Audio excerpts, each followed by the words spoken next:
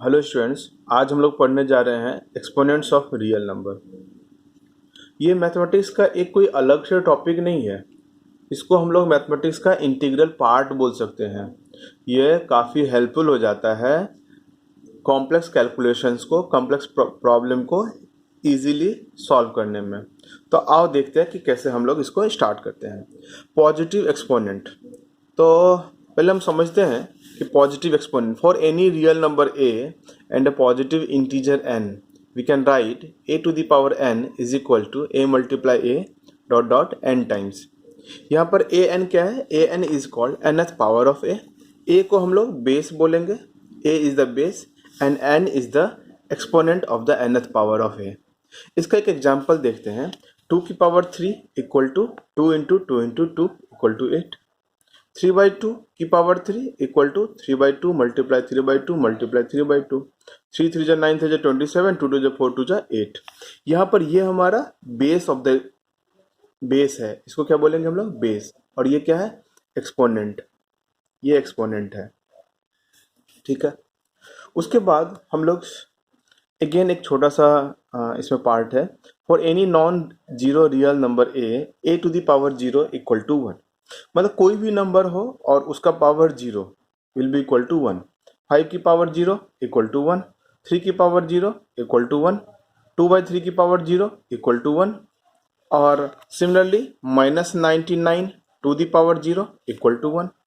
इसका हम लोग इसका हम लोग प्रूफ भी देख सकते हैं। जैसे 2 टू द पावर 0, ये 1 कैसे होता है समझते हैं।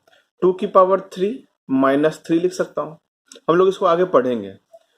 2 की पावर 3 इंटू 2 की पावर -3 लिख सकता हूँ, इक्वल टू 2 की पावर 3 और इसको अपॉन 2 की पावर 3 लिख सकते हैं और इक्वल टू 1 आ गया। तो इसको हम लोग आगे पढ़ेंगे। ये यूजिंग प्रॉपर्टीज, काफ़ी सारे प्रॉपर्टीज इसमें लगे हुए हैं। अब हम लोग देखते हैं negative exponent for any non zero real number a positive integer n, a to the power -n is equal to 1 upon a की power n। 5 to the power -3 is equal to क्या लिख सकते हैं हम लोग? 1 अपॉन 5 की power 3 equal to 1 upon 5 into 5 into 5 equal to 125। 2/3 to the power -2, तो 2/3 to the power -2 को मैं ऐसा लिख सकता हूँ पहले 1 upon 2 upon 3 to the power 2 is equal to 2/3 into 2/3 लिख सकता हूँ is equal to 3/2 multiply 3/2 equal to 9/4। और यही चीज यहाँ पे ऐसे दिया हुआ है, ठीक है। अब इसमें कुछ लॉज है, वो देख लेते हैं। हमने क्या किया, एक एग्जाम्पल लिया। 2 की पावर 3 मल्टीप्लाई 2 की पावर 2 को हम लोग क्या लिख सकते हैं? 2 इंटू 2 इंटू 2 3 टाइम्स, फिर अगेन 2 इंटू 2 2 टाइम्स।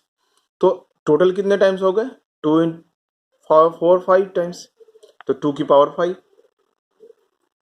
तो similarly 2 to the power 3 into 2 to the power 2 equal to 2 की पावर 3 प्लस 2 इक्वल टू 2 की पावर 5।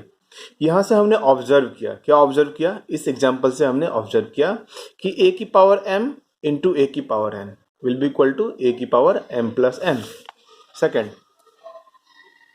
थ्योरी लॉज क्या है हमारा? a की पावर m अपॉन a की पावर n। कैसे, वो देखते हैं। 2 की पावर 4 अपॉन 2 की पावर 2, तो हमने क्या किया?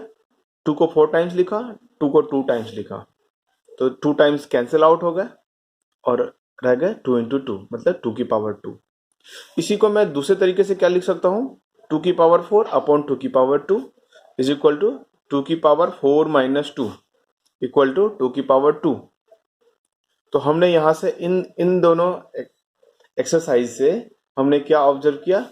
a की पावर m अपॉन a की power n equal to a की पावर m माइनस n। अगर बेस सेम हो और पावर अलग अलग हो तो हम लोग इसको a की पावर m माइनस n कर सकते हैं।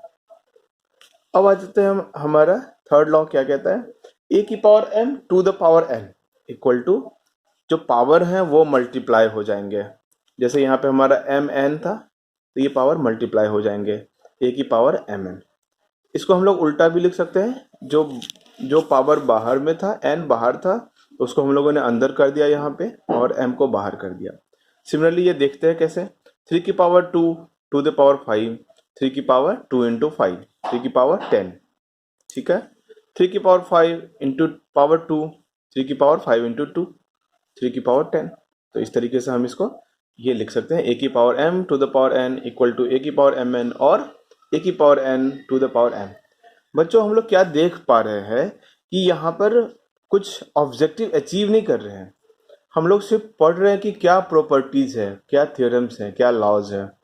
ये सारे ही लॉज हमें कॉम्प्लेक्स कैलकुलेशन को इजी करने में काफ़ी हेल्पफुल होते हैं, इसीलिए ये सारे लर्न करना बहुत ज़रूरी है। नेक्स्ट थ्योरम आते हैं, a b to the power n। तो ये पावर हमारा डिस्ट्रीब्यूट कर सकते हैं हम लोग, जैसे ये n a को भी चला जाएगा और ये n b को भी दे सकते हैं। तो उसी तरीके से हमने लिखा a की power n equal into b की पावर n। सिमिलरली एग्जाम्पल लेते हैं, 6 की पावर 4 इक्वल टू 6 को मैं 2 इंटू 3 लिख सकता हूँ, और ये 4 इसको दे दिया, फिर 3 को भी दे दिया, 2 की पावर 4 मल्टीप्लाई 3 की पावर 4 आ गया।